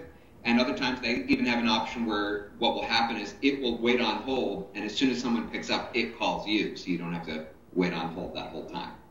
So if you haven't checked that one out, that's a really, really good app. Let's see here, my little list of stuff. No, David, the one that I had mentioned when we first connected was the kind of archival question for things like photos and other things. Did you want to talk about that? Sure, we can talk about that. What we were basically discussing is, this challenge that we're going through where technology is evolving so quickly that, 10 years ago, it was like everyone was saying, digitize your photos, put them on a CD or a DVD in order to keep them safe. Well, fast forward 10 years, every Mac doesn't come with a CD drive anymore, optical drive. Okay? So it's very, very hard to make a recommendation because we don't know what we don't know. I think the ultimate thing to do is to digitize it. And get it in multiple locations. So this is where what I tend to recommend is a combination of different methods to back up your stuff. So, for example, obviously with iCloud, it'll back up all of your stuff and it'll keep it in the cloud so that even if your device is destroyed, you can sign in with your Apple ID, sign in with your iCloud account, and bring back your entire library, provided you have it set up that way. I do think it is still a good idea to have a copy of your entire library on some other medium.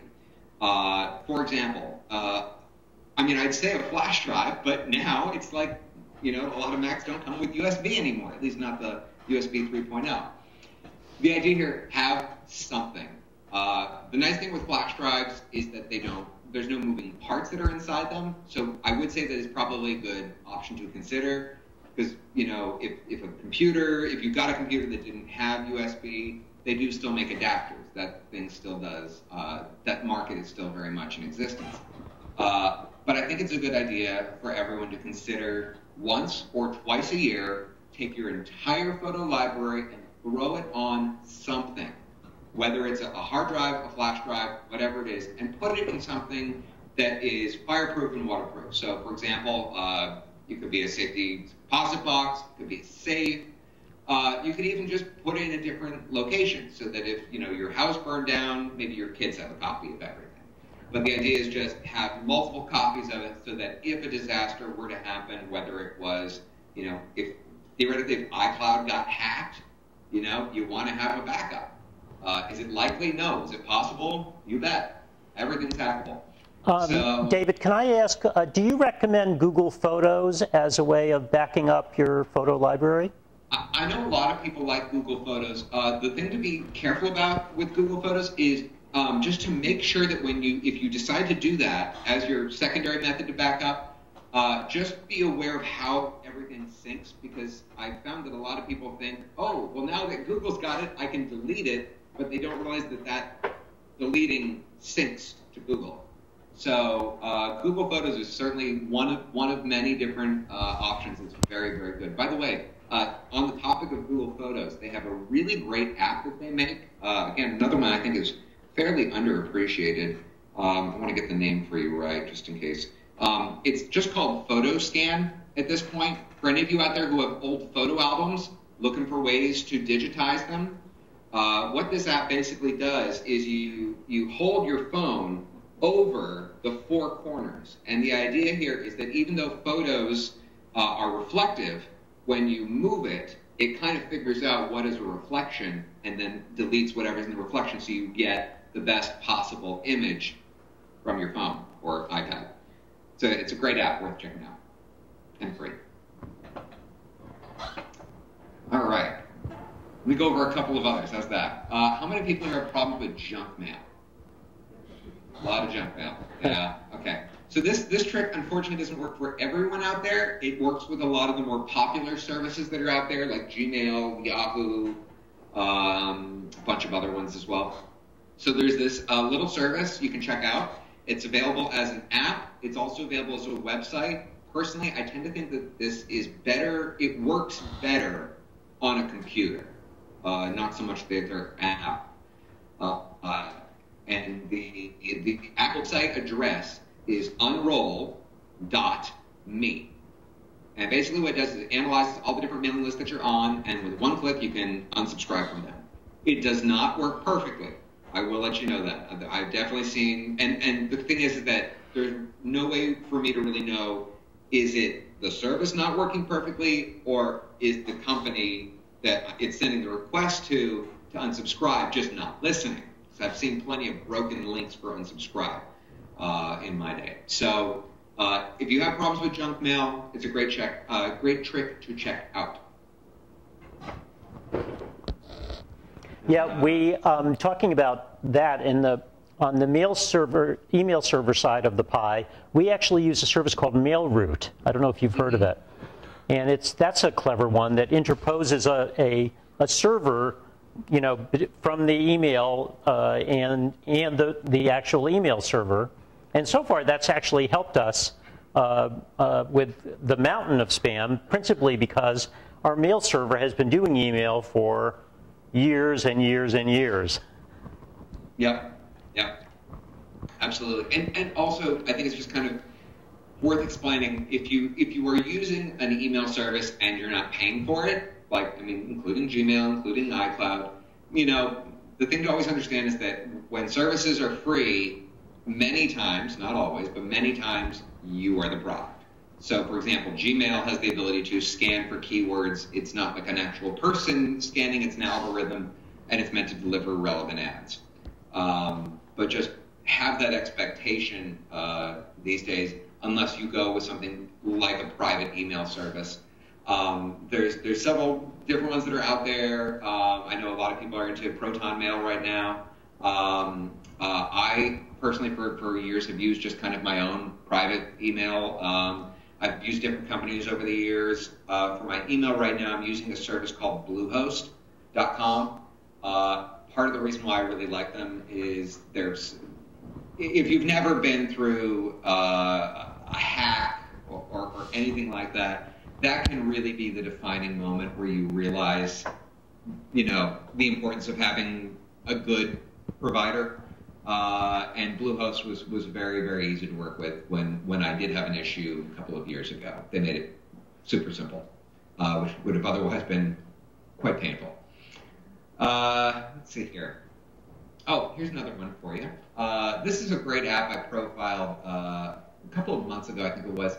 It's great for a few different situations. It's great for if you're at the gym. It's great for if you're at an airport. It's great for if you're stuck in a doctor's office. And the name of the app is called Tunity. How many folks here have heard of it? Just curious. Okay, good. I'm glad. So Tunity, Tunity. I don't know. That was like me trying to sign it, which is not sign What you basically do is you hold your iPhone up to, let's say there's a TV playing in the background. Okay, you hold it up to the TV, Now, it only works on live TV, and it only works on major networks. It's not available everywhere in the world, but it's available in a lot of places. And what it basically does is if you've got headphones on, it pipes the audio directly into your headphones. So here's another example. If you have a partner, you've got a TV in the bedroom, they want to go to sleep, you want to watch a little bit of late night, it's a great free way to be able to get the audio and allowing them to sleep. Good little trick to check out. Let's see here. For folks who are, here's another app. This one is a paid one, in full disclosure. And by the way, quite a few of my apps, just last night I made a few changes to my website. There's more coming, but it's just kind of my initial list. If you're curious about some of the apps that I recommend for the Mac specifically right now, I have a list of all of them on my website. If you go to techtalkamerica.com, there's a page called Product Recommendations. The first one there is now software. So if you go there, you'll find links to some of these, not everything. But one of my favorite little photo apps of last year, that they made a first version, which was decent, and then they made some pretty big improvements in the second version, which I think were very significant. For people out there who like shooting photos, but specifically do not want to take the time to correct them and color correct and make them look all pretty, there's a great little app called Photo Lemur 2. And one of the little things I want to mention, which I believe this is a change from since when I recorded the video, is that now it has integration with photos. So for example, if you have a photo that you just want to instantly make look way better than its original, you can go into Photos using the extensions feature. If just with one click, boom, it immediately makes your photo look amazing and far better than the algorithm that's built into the just kind of auto-enhance feature in Photos itself. Definitely a great app worth looking at if you are into photography. Let's see here. What was the name of that one again? It's Photo Lemur, as in the animal, Lemur. It's I believe it's all one word too. And the biggest difference really between version 1 and version 2 is that the speed is dramatically different. Because it's applying several different filters all at once, and it's instantaneous now. Whereas the old version, there was a lot of waiting. And the other part is that if you want to do this in batches to photos, you can batch it. So instantly make 100 photos look way better. That's a good little trick. I use that app many times a week myself. By the way, how many people here noticed the little down here? Yeah. Still remember that. This was actually my first computer. 1985. Woohoo! Now you could like bench press this. For those of you who are wondering, no, it doesn't work. I used to use it as a doorstop, and it got left out in the rain. Well, speaking of rain, well, no, it's not really relevant anymore. Let's see here. Anyone have questions that I can answer? I'm just going to be going through my list here, looking for my next little bit. Gentleman in the back. What do you use for encrypting email? I couldn't hear the question. Can you repeat it, Jonathan? For encrypting email. I don't encrypt email. I mean, right now, for what I'm doing, I'm not really doing anything with that. I mean, I use a private email service. I do it through Bluehost, but I'm not using any kind of encryption of this stuff. If it's a topic that interests people, I might do a video on it in the future. But I don't do a lot with that right now. Do you have something that you like? Well, I use pretty good privacy, I think. Okay. But, now that they passed the law that your internet service provider can now read your email, and so why should I let Cox know everything when I can encrypt that part of it at least? And what you bring up, I think that's really good, is I do recommend not using the email that they kind of shoved down your throat when you sign up for an email service. Okay, here where, like I said, here where I am, the service is Comcast. I never ever recommend using your provider's email, partially for that reason. Again, you're the product. So yeah, go with something third party, whatever it is. These days, when I tend to recommend what service would I recommend, if you're looking for something simple, that's easy, got a decent amount of security behind it, knowing the world that we live in here, because of how a lot of people these days are syncing their data. Like, for example, you know how, like, in the past, a lot of people had time machine backups. Nowadays, it's questionable whether or not you need that anymore. Still probably a good idea, but the idea is that with iCloud, you can store so much of it in the cloud, if anything happens to your hard drive or your computer, again, you just sign in, everything comes back down.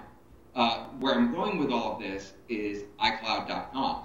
I love iCloud. I've used it for years, and the fact that it's kind of built into that package of syncing your photos, your contacts, your calendars, I find it to be a very, very convenient solution for a lot of people.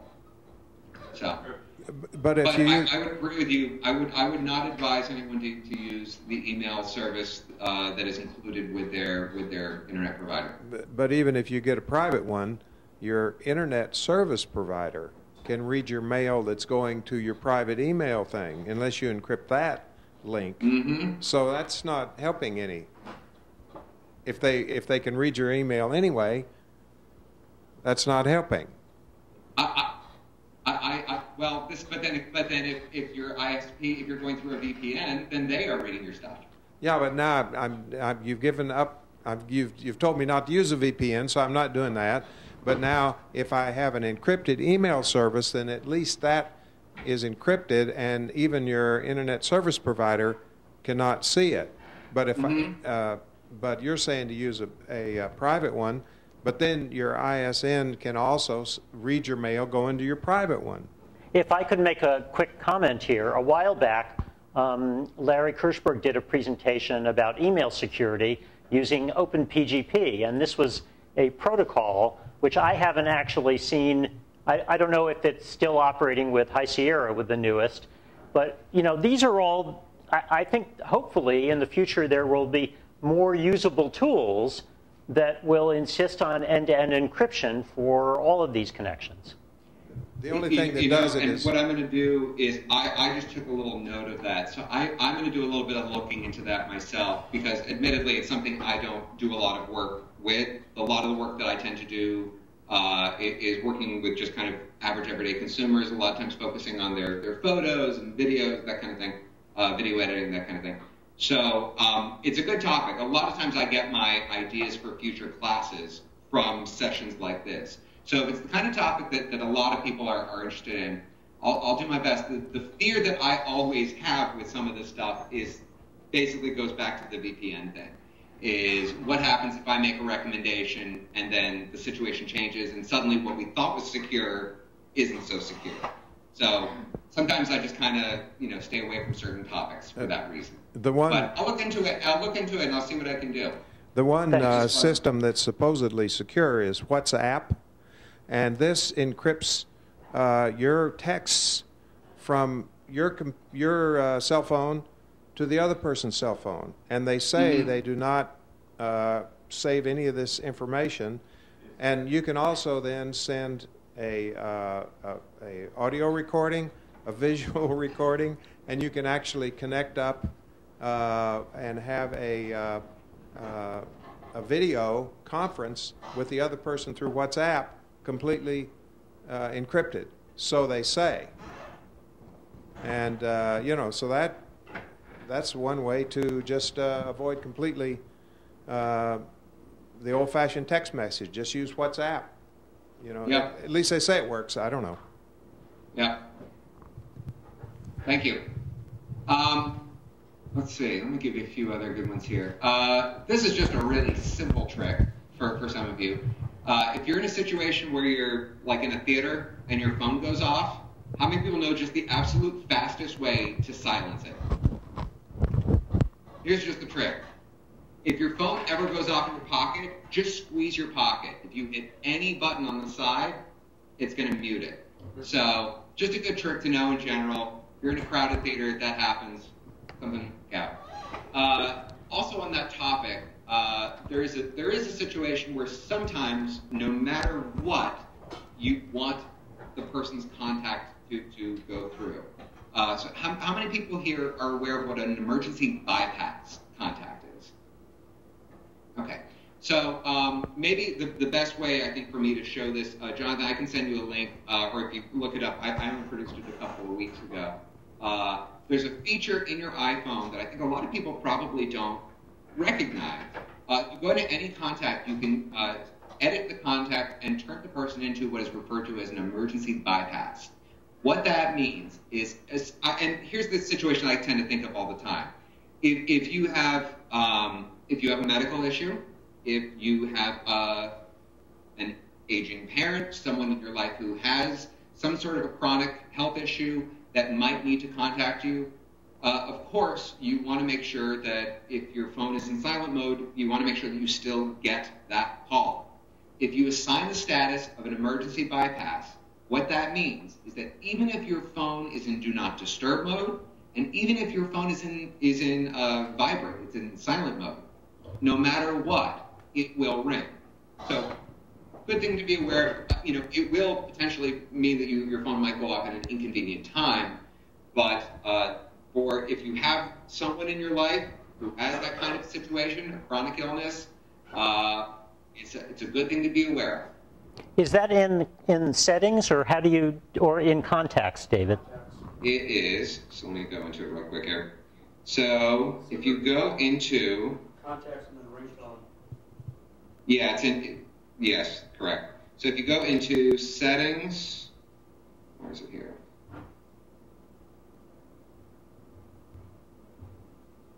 Is it ringtones, was it? I'm trying to remember. You go into your individual contact that you're setting up, so not in settings, but rather go to your contacts. Yep, it's right in there. Like I said, I got a little video there. It's funny. I teach, so I have at this point, I think, 470 videos. So every once in a while, I have to even go back to my own videos and go like, where was that setting again? Happens all the time. I see a gentleman kind of off screen there with a question. Yeah, quick question. I was trying to figure out how to do the... Raju? Yeah, speak to the laptop here. Yeah. I was trying to figure out how to do the emergency contacts that you had suggested.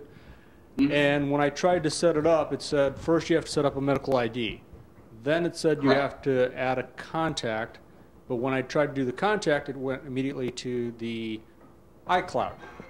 And the iCloud, I'm not set up to save everything. So it won't allow you unless you have everything backed up, your contacts backed up on the iCloud.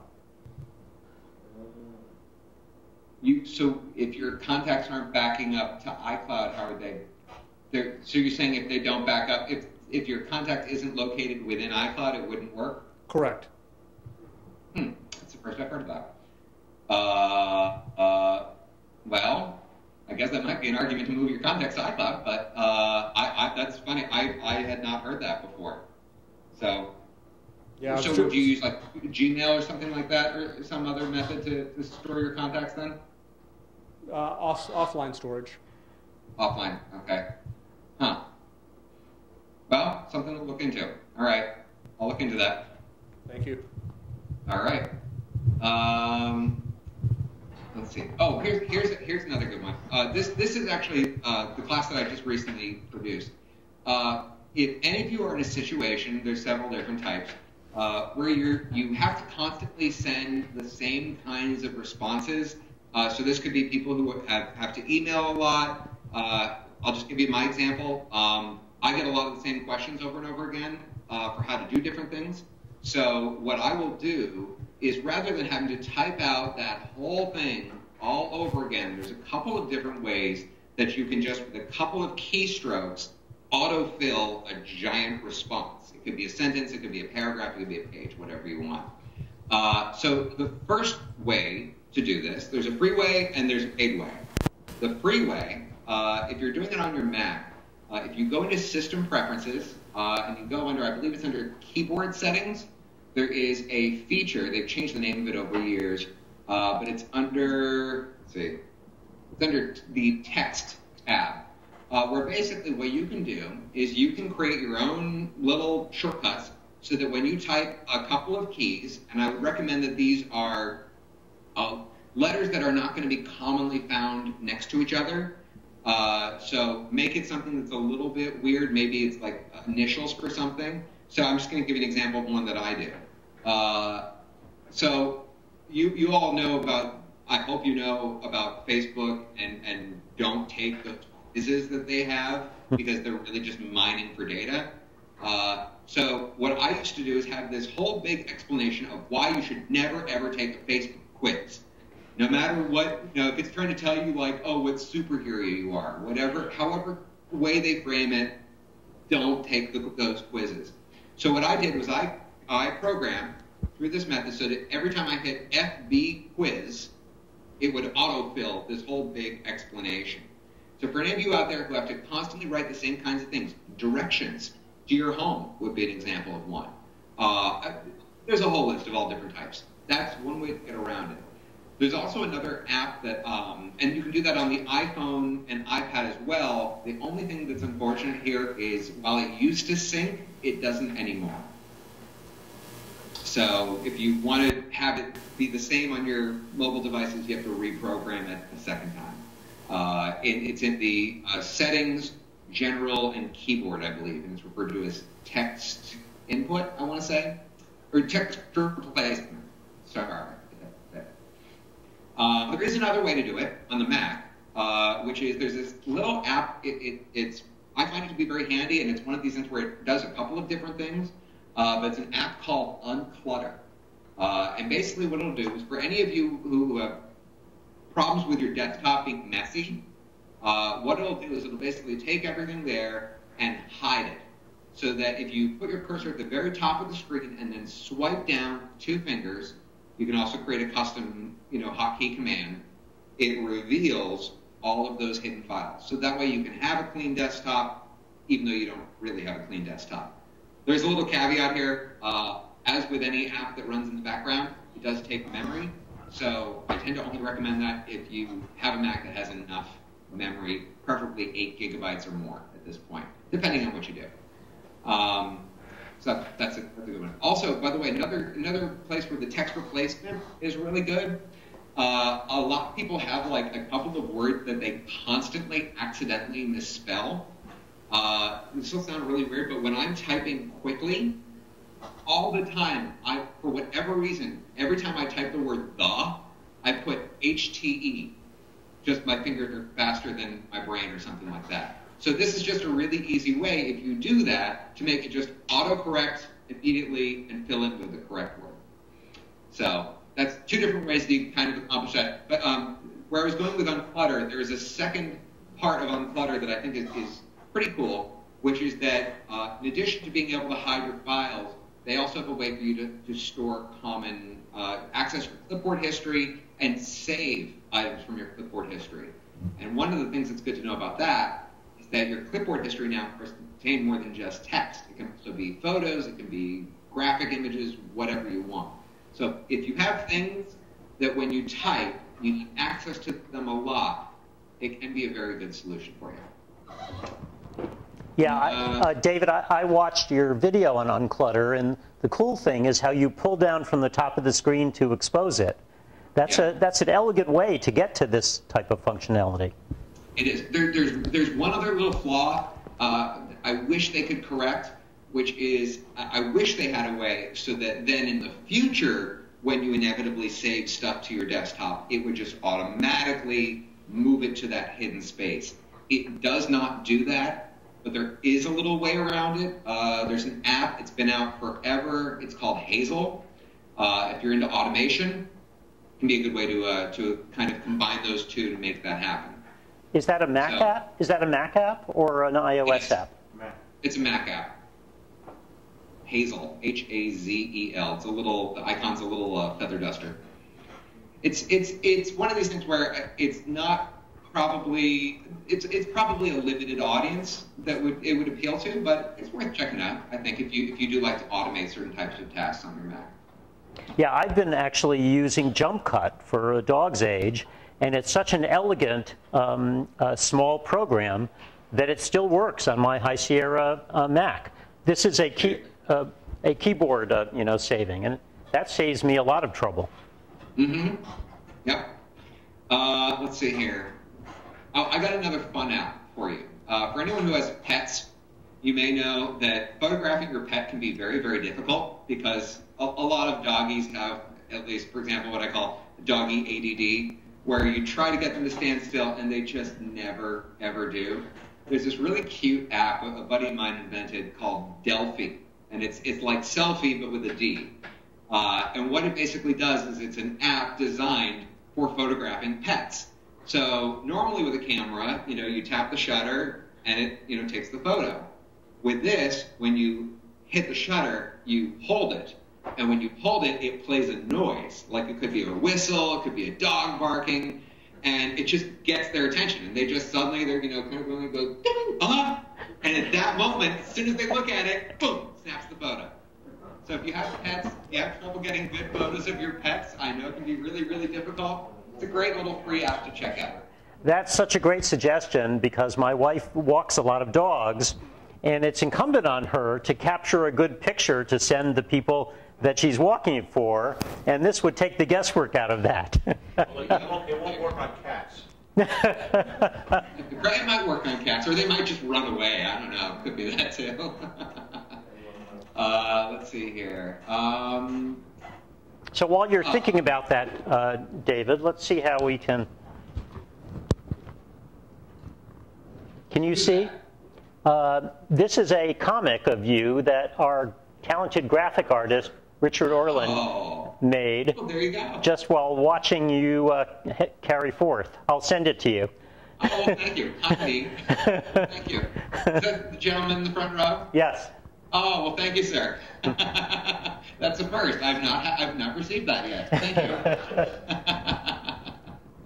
I think our time is wrapping up, but are there any other questions in the audience? And maybe you could offer a couple more things, David. Any other? Let me see if there's any questions I have first. a quick question on something you said about that one app. You said, away from the microphone. Quick question on something you said about one of the apps where you swipe down from the top on a Mac. Yeah. Now, Macs do not have touch-sensitive screens, as you know. So do you mean with the mouse or with the magic trackpad? On the trackpad. Okay, but the other thing that you can do is that for people who, like if you have, for example, a desktop and you use, like I use the magic trackpad, but if you use a traditional mouse, right. You can customize how it comes down. Okay. So for example, for me, when I think files, I think of the letter F. So in the app, you can also program your own hotkey. So I decided to do Option F, brings down all those files. Another example where it's actually really good is if you're the kind of person who likes to, when you work in apps, if you like to work in full screen mode, and then you need to access files, I'll give you the example how I use it. A lot of times I do use my desktop to temporarily store files, and then eventually I move them, especially when I'm video editing. Because when you're video editing, it's faster to keep the files locally. You just have to have the discipline to move it to an external drive when you're done. Right. So when I'm editing in full screen. If I need to pull in a file, I can just swipe down and I can drag it right into Final Cut.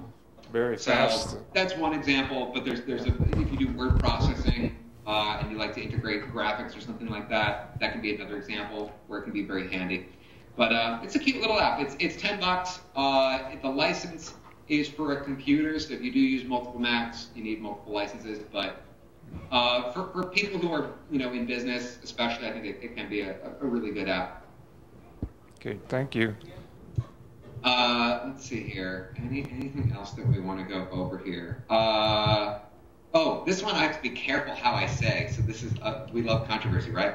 Okay, how many people here have a little app called MacKeeper?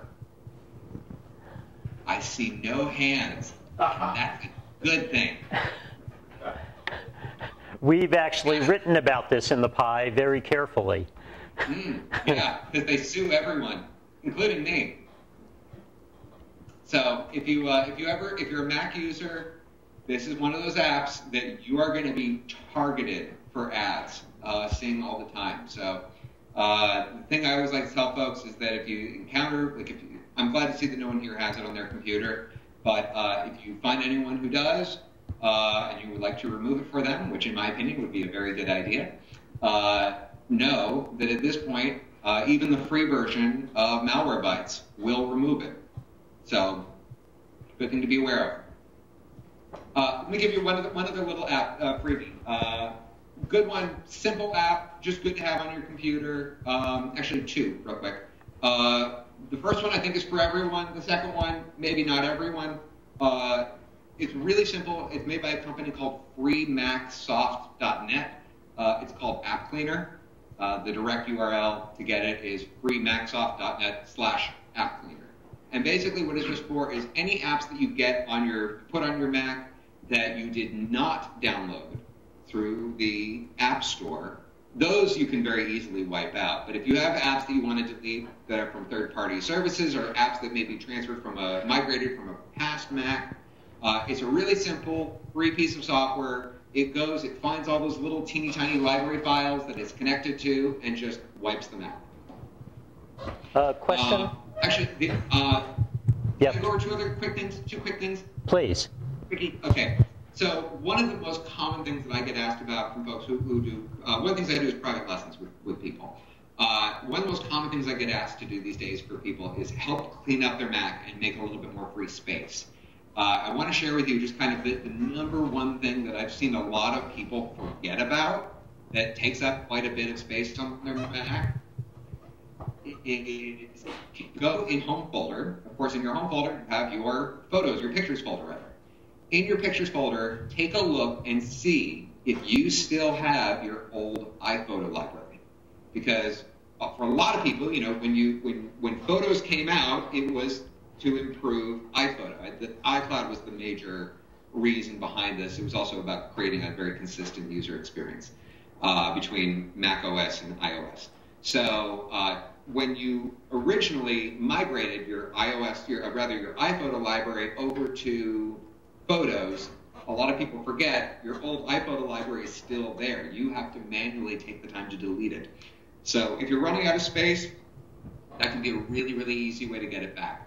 And the other thing I just say is if you are finding that your Mac is running a little bit low on space, there's an app. It works well. It's not going to do everything for you, but Clean My Mac 3 is worth checking out. It's, again, not for everyone. The big thing that it's really good for is it finds all those little obscure files that you can periodically kind of clean out, and it just makes that process a lot easier for folks. Again, as with any app that runs in the background, it does take up memory, so make sure you have enough if you're going to go installing it. So, Fergie? What about App Zapper? App Zapper. App Zapper? I've heard of it. I've seen it, I think, on a couple of clients' computers. I have to admit, I have not really used it, but That's the only one I've ever used. I'm sure it's very similar. I bring the program up in a little box that says drag the app you want to get rid of into it. So go to my app, where my apps are, and dig them out and just put them in that little box for App Zapper, and it shows all the ones that scattered out here and there, and gets rid of them. So it sounds like it's probably basically very, very similar, if not the exact same thing. So, cool. Yeah, one question up at the top here. Hi there. Speak to the laptop. Are you familiar with copy paste? I can't hear. What? Say again. Copy paste. Are you familiar with copy paste? I have not heard of it. Tell me about it. It gives you 100 clipboards. It gives you what? 100 clipboards. 100 clipboards. Wow. And so you can keep things on a clipboard and use it over and over again. And I found it very useful at times. I was running a website, and I had these bands, and each band had a logo and other stuff, and I could keep one on each clipboard and just pop it in when I was doing the calendars every month, and it was like a piece of cake.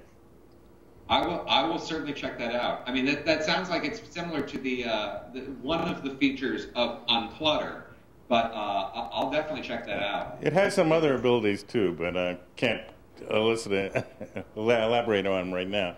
But it's a pretty interesting app. It was designed for Mac, but I think they may have a PC version. I will absolutely check it out. And I've got a little list I've made for some of the ones that you guys have talked about today. So this is great. This is why I love these. I get to, you know, we're all constantly in a state of learning, you know, and so many times some of my fans turn me on to new things.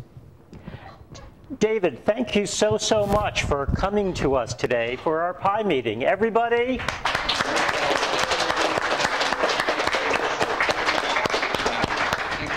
And David, we can talk later if we could interest you, because we'd be happy to put in the mail one of our handsome Pi polos.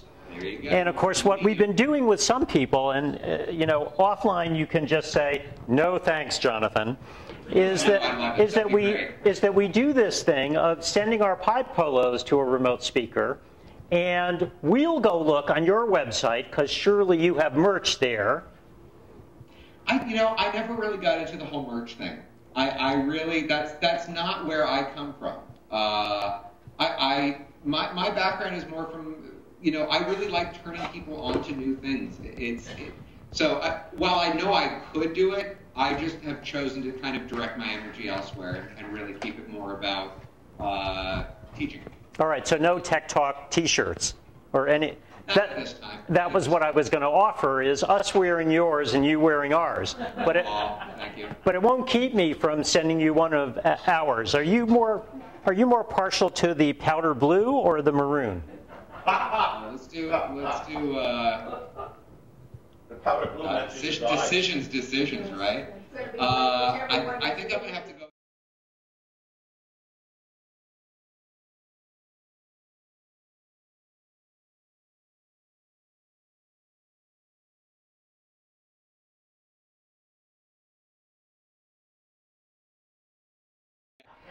I always say, by the way, it came from the milkman. David, thank you so much. This was just a blast.